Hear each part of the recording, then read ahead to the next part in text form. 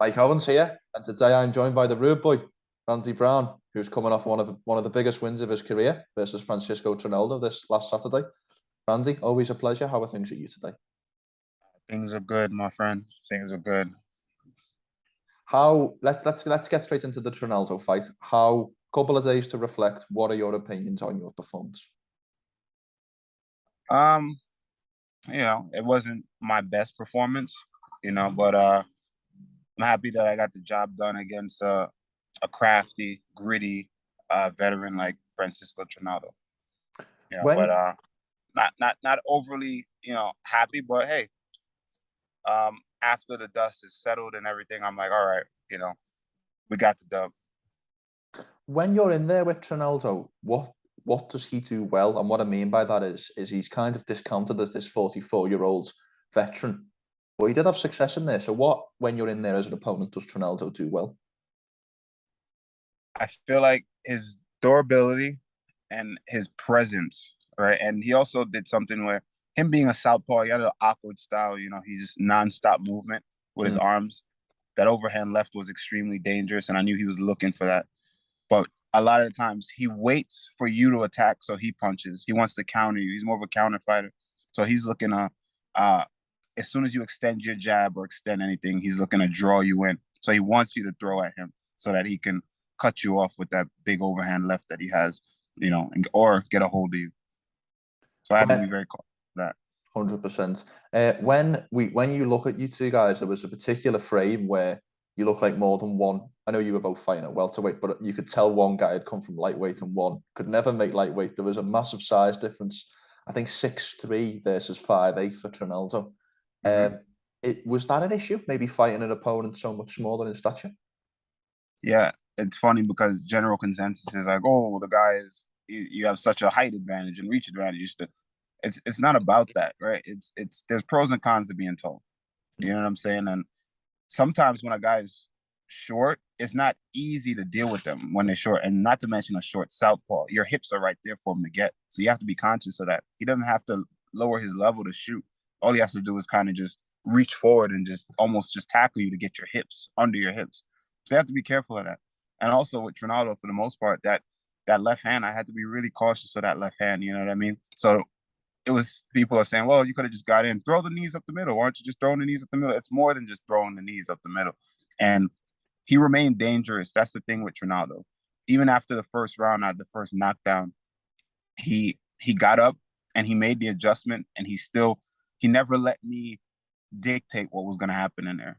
You know what I mean? Even though he was waiting for me to go before he countered, he was just constantly just waiting to get that left hand off. And I know how dangerous that left hand was, so I had to be smart. You know what I'm saying?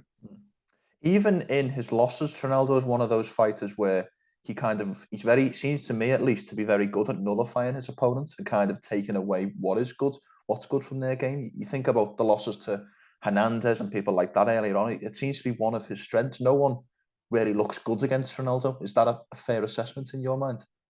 For sure, for sure. He's one of the hardest fighters to look good against. A win over him is great, but to look like a world beater against him is hard because he's dangerous at all times. And I don't know if people understand that when I say he's dangerous. There's no point where you feel safe.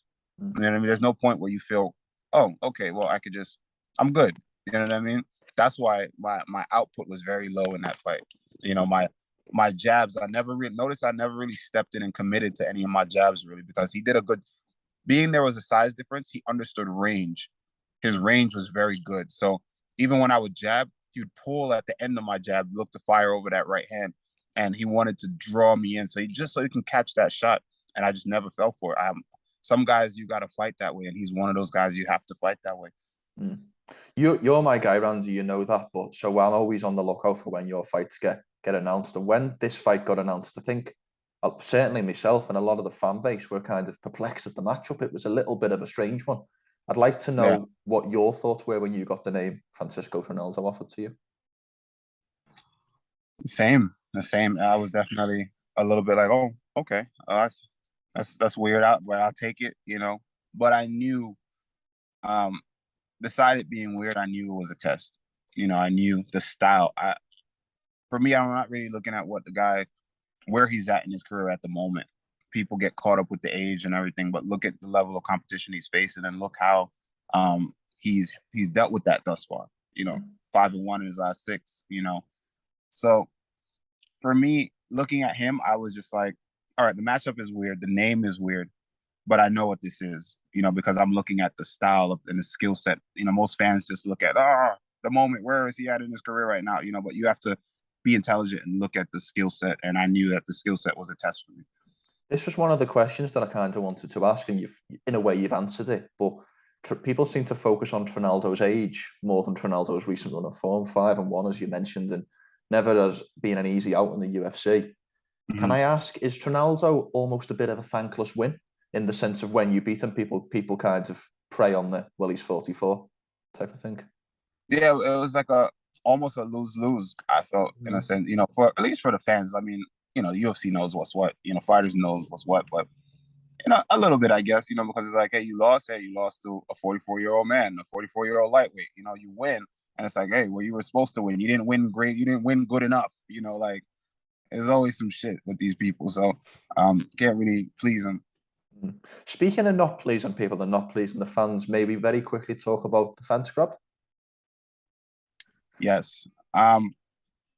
So listen, I'm being labeled a cheater now, right? Like, oh, you cheated and you would have lost if you didn't grab the fence. You know what's crazy? People who don't fight, they don't understand that is a reflex, man. That's not you know who cheaters are? Cheaters are people who take steroids and PEDs. Those are cheaters because it's premeditated. If I'm getting taken down in a reflex, you're falling. What happens? Your hands separate immediately to like reach out. Yeah. Right. Or you're getting pulled away from something, you reach out. That's one, right? First and foremost, the reflex. So I didn't cheat. You know what I mean? And secondly, the fence grab, I think that John overreacted. We tweeted each other about it, and sorted it out, but he 100% overreacted. The takedown that was occurring was called an Osoto Gary. I said Kosoto on Twitter, but it's an Osoto Gary. Yeah. And Osoto Gary is an inside reap. The position that I was at, when he reaped my leg, he attempted to pull me off of the cage, not completely down, right? So if I didn't grab, what would have happened was he would have pulled me off the cage and looked to go into something else or continue to take down by circling, right? And I would have had to hop. So it wasn't like an immediate takedown. Hey, you grabbed the cage and it prevented you from being taken down. No, it did not. All right. And notice, if I was going down, I would have grabbed the top of the cage. I grabbed the bottom of the cage, and that prevented him from pulling me off of the cage, not down. Right. So the third thing is that not even 5 seconds later, guess what happened? What happened?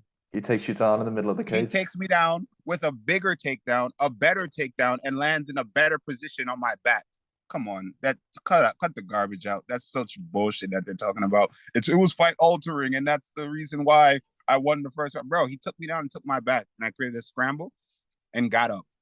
What do you think would have happened if he did? Say he did get the Osoto Gary. If you guys know anything about grappling and combat sports, the Osoto Gary does what? It takes you down and you land in your guard. So I would have landed in my guard, fresh in the first round, not like in the third where I was tired and sweaty, dry, and I would have worked my ass back up to my feet. So it's pointless. I don't know what the drama was about there, but hey, I understand the foul is a foul, not justifying the foul. But since when do they take points for the first moment of a foul? Yeah. So that's it's just nonsensical. It's just people who make bets and people who just favor the guy, and the fight wouldn't have changed anything. So they could do what they want with that. I had a conversation with Eric Nixich yesterday, and we were talking about Aljamain Sterling and how fans have completely done a 360 on Aljamain, gone from really liking him, then disliking him, and then really liking him again.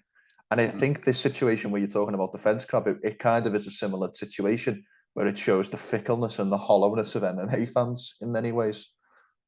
The mob is fickly. That's my coach always says that. Says the mob is fickly, man, and you can't put any merit into what these people say or do. They don't really have an understanding of what this game is, man. This is something different. This is beyond their comprehension. They understand it on a base level, on a sport level, but we understand it at a technical level, on a much more intimate level. So they have no merit when it comes to what I do and what I say. Yeah, 100%. I wanted to put it out there and let you have your say, but I know this is the longest win streak you've had in the UFC now. I think it was previously prior to this, but we're now on the 4-fight win streak.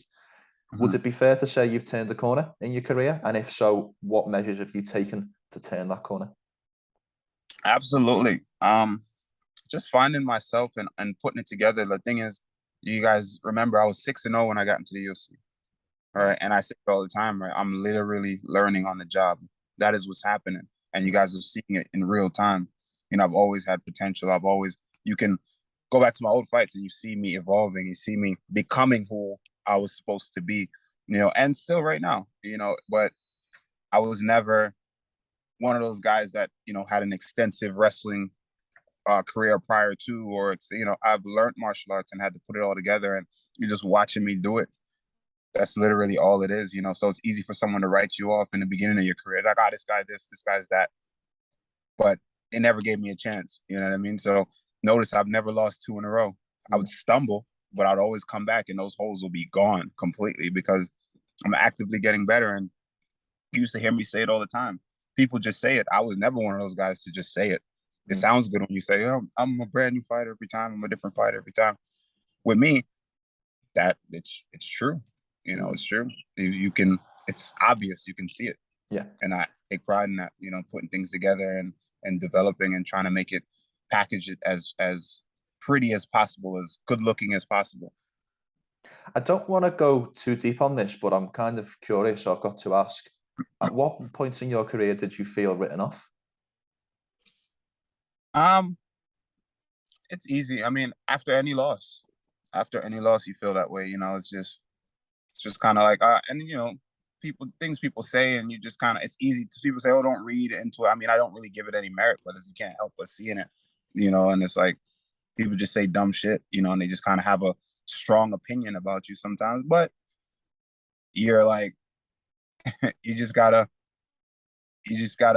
take it with stride and just, you know, understand that these people don't know your skill set. They just know a moment. They just know a moment of what they see on TV, 15 seconds, and not, those moments aren't always going to be your best moments. And then they cast judgment on who you are, and they don't understand the circumstances and what it takes to get in there. And I don't want to harp on this too much, but you know, that's the game. That's just what it is. So that's the moments when you feel like that. And that's why I love guys that like, because it's going to affect fighters. This affects you mentally. I've seen it. I've seen guys who are great, who have tremendous ability, but then they stumble a few times, right? And they're learning, and they stumble, and they fuck up. And what happens is they start to believe what everyone else says. They kind of just start to accept their roles. Like, oh, maybe I'm not as good as I thought. Maybe I'm not meant to be this guy. Maybe I can't do this, you know, no matter how good they are in the gym. And then they just start to accept the role. And not to say they still show up. They still train every day. They still go to the gym and they still put in the work, but they're going through the motions. They're no longer giving that extra push. They're no longer looking to develop and get better. Subconsciously, they just stop and they just show up and they go get money. Hey, maybe I win this one. Maybe I lose this one. When before, it was never about, a loss was never in their mind. It was like, I'm going to win every time. Now it's like, you know, oh, maybe I'll get this one. Maybe I won't get that one. But, you know, I'm going to show up. I want to get paid. It's easy to fall into that role. And this is why I love guys like Charles Oliveira. This is why I love guys like Cub Swanson. I love guys like Dustin Poirier. I can appreciate those guys and have a lot of respect because they've had their setbacks, they've had their moments, they've had their losses, but nothing ever changed. It never deterred them. They were resolved from the beginning, right? And it never deterred them. Any loss, they continued to show up at the gym and they continued to evolve. They never stopped getting better. They never disbelieved that they were who they were. They knew who they were, and they never let anyone else tell them who they were. And they continued to get better. And I love that. And I can appreciate that. So, and I think I'm cut from that same kind of cloth. You know, no matter what, I will continue to grow until I can physically no longer do so. 100%. It's a very strange dynamic, I think, fighters hold, because you're sportsmen, you're athletes, and as a result of that, you are entertainers. You know, your job is to entertain. But it's also your job. It's also in the same way that I sit at a desk for X amount of hours a week, or someone goes to a building site for X amount of hours a week. That is your job, and it's a strange dynamic that the average fan can have a say on somebody's job, somebody's, you know, role in society, if you like. Yeah, it's very odd. Definitely very odd. And especially as someone like me, I get it. I understand the fans and everything, but I would never think that. I just don't have. I don't. It just takes balls to just feel like you can have such a strong opinion on someone that's a professional that does what they do, and like you can the messages I get, the things people just write to me. I'm like, bro, you have time in your day to like, you know what I'm saying? Like what do you got going on for yourself, bro? Like you're really that entitled? Like you think that like you can? I personally I just can't fathom being that way. So, but you know what it also is? I guess it's just passion, and some people couldn't. They understand they could never, and maybe that's just some frustrations that in a way that they try to get close to the. I don't know how to justify it, but but I guess I guess that's just how some people are. It's weird, but it is what it is. Top 15 next. Sure. I would love to. I mean, they've been saying that for my past 2 fights or 3 fights. So, yeah, I'm down to fight. Anyone. The name Michael Chiesa has kind of been linked with yours for what seems like a little bit of a while. I've seen a lot of people online, a lot of pundits or journalists, if you like, mention Chiesa versus Randy Brown as the next fight. Is that something bigger? Is there any backstory to that, or is that just fantasy matchmaking? I would love to. I mean, it's no huge story. The story is that I've called him out before plenty of times. We've had convos in the past, and I just think it makes for a great fight. He'll try to wrestle me. I'll try to knock him out. Classic grappler versus striker. I think it makes for a fun fight. I watched an interview the other day where you talked about the welterweight division, weight spelt W-A-I-T.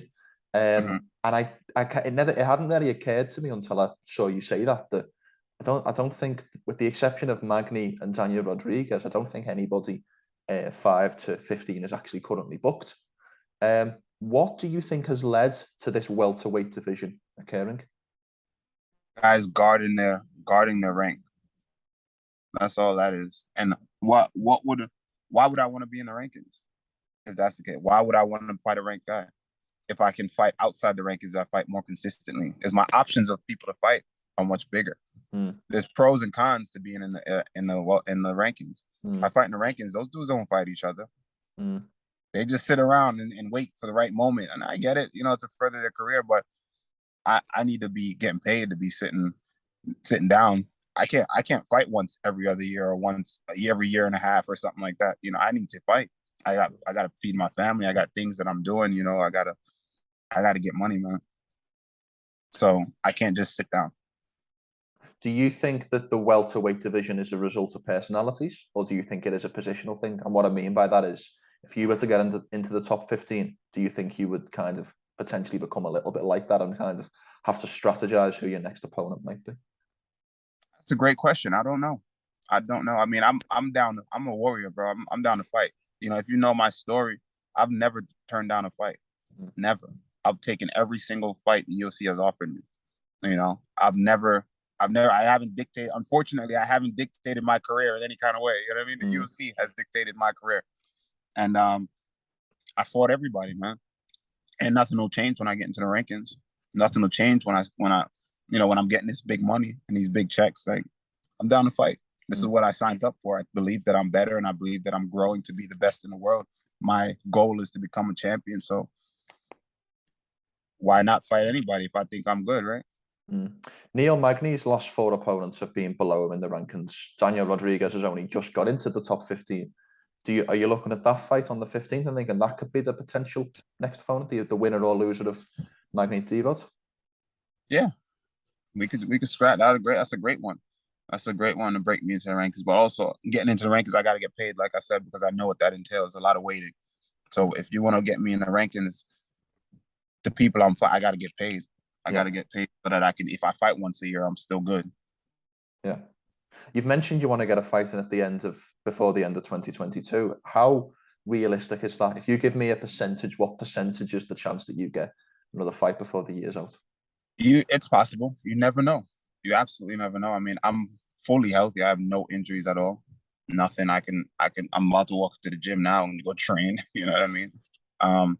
It's definitely doable. It's just a matter of if there is someone willing to step up and fight. That's 2 months. That's an 8-week camp. If I get on the UFC with them this week, next week, get on a call with them and say, hey, December. I think it's very doable. It's just a matter of if they can find someone who's willing to take a fight against me for December, or if the cards have space for a welterweight bout. Generally speaking, I would imagine that card prior to December, around about the week to 10 days out, that always seems a bit of a light card. I'd always imagine the UFC would like willing participants for the final card for Christmas and New Year. Why not? Why not? You know, and then you kind of just enjoy the holidays with your family and stuff like that. 100%. Final topic I'd like to mention, because prior to fight night, you announced your occasional, what's the word? Your annual, what, you know, I know what you mean. Regular giveaway of your fight kit. How is the giveaway going? How many? I know part of the entry is to promote or to subscribe and like your previous videos. How is the numbers doing on the giveaway? Wow, incredible. The numbers actually quadrupled. You know, probably more than quadrupled. Everybody entered. You know, it's cool though. I like to give back, man. I like to and just let people know where I'm at so they can really see me, because they see those 15 minutes and people judge you off those 15 minutes. I want you to come see me, come see who I am, man. You know what I mean? Come see me on my podcast, come see my vlogs and stuff like that. So that's pretty cool. And also, it gives you a closer interaction with the fans who are true for you. You know what I mean? So maybe the people who just want to get the stuff, you know, they come in, but they fickle off. And the people who are true fans of you and didn't know that you were here doing this thing, they stick around, and that's pretty cool. You know, like my Discord, for instance, my Discord, I have over 1,000 members of just a bunch of maniacs who are just, you know, we call it the Rude Gang, right? Those are all just Rude Boy fans, you know what I mean? And that we chat. I make myself accessible to them. I chat with them every damn day. You know what I'm saying? Just, I'll pop in. They go all day in the Discord, and occasionally I'll pop in and say something, you know, and it's kind of cool. So kind of just puts you closer with the real ones. You know what I'm saying? No, it's incredible. It's incredible. And I always think it's important to mention it when we talk. But nevertheless, Randy, it's always a pleasure to get your time. Congratulations on Saturday's victory. And I look forward to seeing you in action in hopefully 2022. That'll be dope. My man, thank you so much. Before we finish, Randy, how can people find you on social media, and anything you'd like to say or sign off with? Floor is yours for the last words. First and foremost, YouTube, Rude Boy Studios. You know, we're putting out a ton of content, a ton of videos every week. You get 2-3 videos every week. So that's there. And then, Instagram, touchandgo_. That's the same thing for Twitter, I believe. And best thing to do, go to my Instagram, hit the link tree, and I got everything's there in the link tree. Make sure to subscribe to the LowKickMMA YouTube channel for all the latest news, event previews, and interviews with some of the biggest stars in MMA.